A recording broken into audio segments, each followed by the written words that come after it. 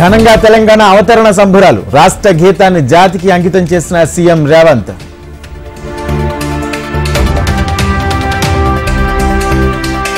బానిసత్వాన్ని తెలంగాణ భరించదు, స్వేచ్ఛను హరిస్తే ఊరుకోబోమన్న CM Revanth.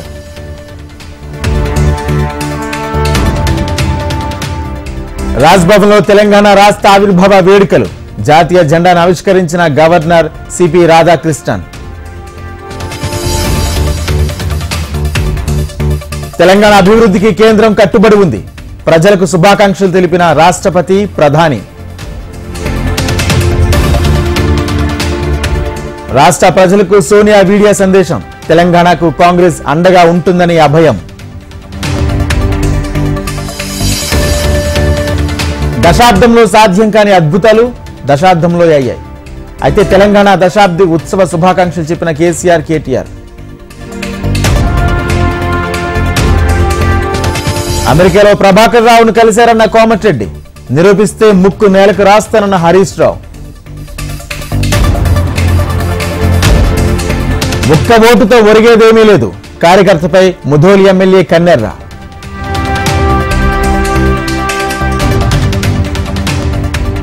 Palamuru local బాడీపై by ఎలక్షన్లో BRS విజయం, 111 ఓట్ల మెజార్టీతో నవీన్ రెడ్డి గెలుపు.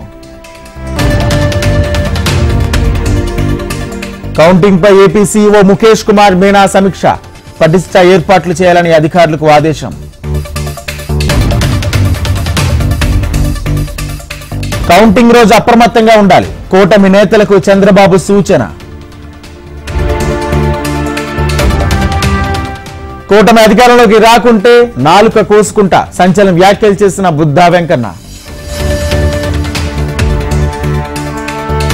2 రోజుల ముందుగానే ఏపీని తాకిన రుతుపవనాలు, రాయలసీమలో పలుచోట్ల చిరు జల్లులు.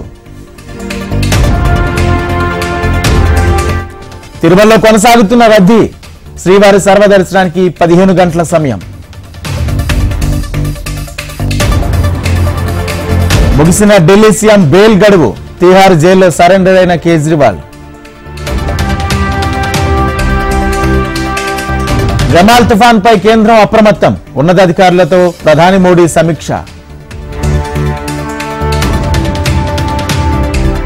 ఎగ్జిట్ పోల్ కాదు, మోడీ మీడియా పోల్, సర్వే ఫలితాలపై రాహుల్ ఇంట్రెస్టింగ్ కామెంట్స్. సినీ నటుడు కరుణాస్ బ్యాగ్ లో బుల్లెట్లు, చెన్నై ఎయిర్పోర్ట్ లో అడ్డుకున్న పోలీసులు. అరుణాచల్ ప్రదేశ్ లో బీజేపీ, సిక్కింలో ఎస్కేఎం విజయం, అసెంబ్లీల గడువు ముగియడంతో ముందే కౌంటింగ్. మరణ వాంగ్మూలానికి తిరుగులేదు, స్పష్టం చేసిన సుప్రీంకోర్టు.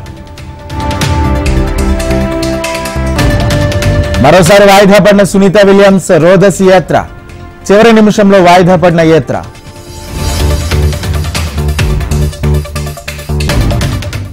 న్యూయార్క్ లో పాలస్తీనా మద్దతుదారులు ఆందోళన, బ్రూక్లిన్ మ్యూజియంపై వందలాది మంది దాడి.